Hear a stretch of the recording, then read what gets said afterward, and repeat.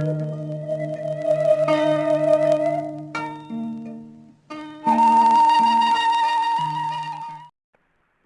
hasil produk sampai di Jakarta gitu kan. Itu yang saya ajak itunya. Jadi hanya 12 orang. Nah, 12 orang itu diajak bagaimana sama-sama membangun kelompok yang poster ini. Karena yang contohnya yang kita bangun sudah jadi. Yang di Pasir Bentang yang sama-sama datang di sana itu kan di sini itu kan 7 orang. Jadi 7 orang itu saya punya lahan, mereka punya keahlian, mereka punya tenaga gitu kan. Sementara saya punya, sampai saya menjual kayu gitu kan, pohon ke saudara untuk itu semacam brigade lah gitu kan, silakan ke kayu saya butuh modal untuk membeli sesuatu yang tidak bisa disiapkan oleh yang 6 orang ini kan. Nah dari situ, tapi hasilnya nanti kita berbagi, jadi tidak berbagi bahwa saya punya modal, punya lahan dan lain-lain. Tetap saya dapat menjadi sepertujuh gitu kan. Jadi semua dapat sepertujuh gitu kan dari hasil yang akan diperoleh itu. Nah dengan cara begitu ternyata mampu menghasilkan sebuah solusi. Solusi pertama, pada saat mereka kerja, mereka tidak punya pendapatan kan dari awalnya.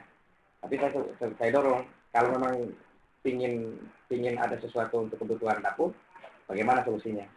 Pertama, mereka solusinya bekerja di tempat lain, yang kerja hariannya gitu kan, untuk mendapatkan solusi itu. Yang kedua, dia bekerja di tempat saya.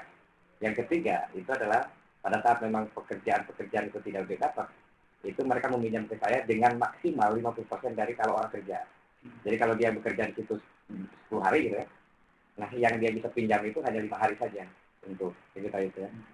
Nah itu pinjaman gitu. Sekarang proses itu ternyata kan sekarang udah 3 bulan.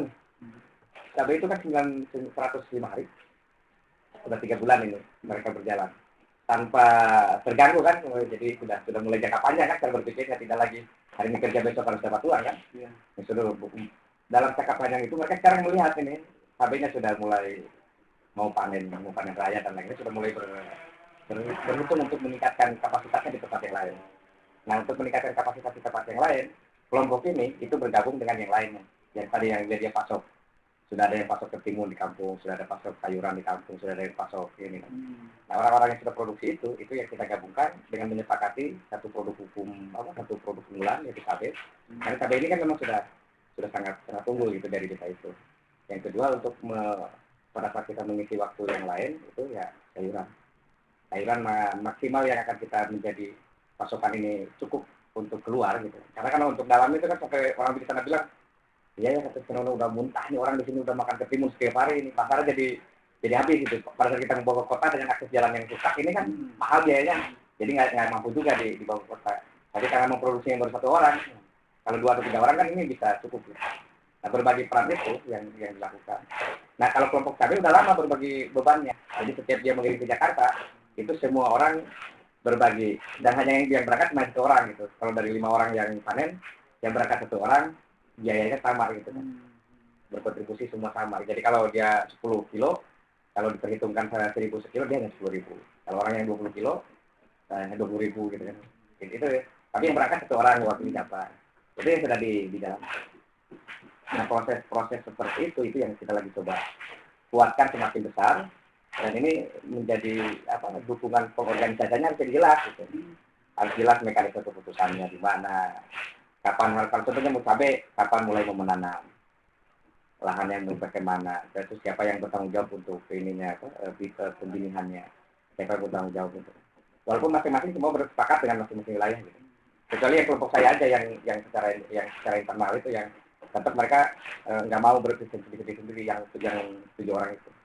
Mereka tetap mau bergabung dengan saya secara itu, karena mereka menyadari betul bahwa sistemnya di situ kan, di tempat saya itu dia pelihara sapi kan, jadi pagi dia ngurus sapi, siang dia ngurus sapi, sorenya dia ngurus ngolah gula. Jadi kehidupan mereka itu sekarang sudah hampir sekitar 8-9 jam dia ada di kebun gitu. Dengan otomatis itu kan pikirannya jadi banyak, nanti mau tanam sayuran daun singkong itu kan di pinggir semua ini. Nah proses-proses itu kan ternyata menimbulkan ide gitu pada saat dia begitu lama tinggal di kebun. Agak berbeda kalau dia di kebunnya seperti strategi hit and run gitu ya. Datang ke situ dia balik lagi. Makanya gitu. Nah, ini orang-orang seperti ini agak cenderung tidak produktif. Dia hanya mengikuti Nah ini yang kita lagi coba dorong terus gitu kan. Karena kalau pada saat ini kesadaran-kesadaran ini muncul gitu kan untuk memproduksi bersama. Nah, saya selalu berusaha untuk menanamkan pikiran orang ini, jangan dulu berpikir uang. Kita bikin dulu strateginya yang matang, caranya yang matang gitu kan. Karena kita sumber modal yang terbesar itu kan di perencanaan, di pengetahuan dan keterampilan, dan di lahan kan gitu. Uang itu kan hanya alat tukar untuk kita kalau kita tidak mampu beli pupuk gitu yang tidak bisa disiapkan secara ini kan. Kalau pupuk ada yang pupuk yang memang masih ini gitu.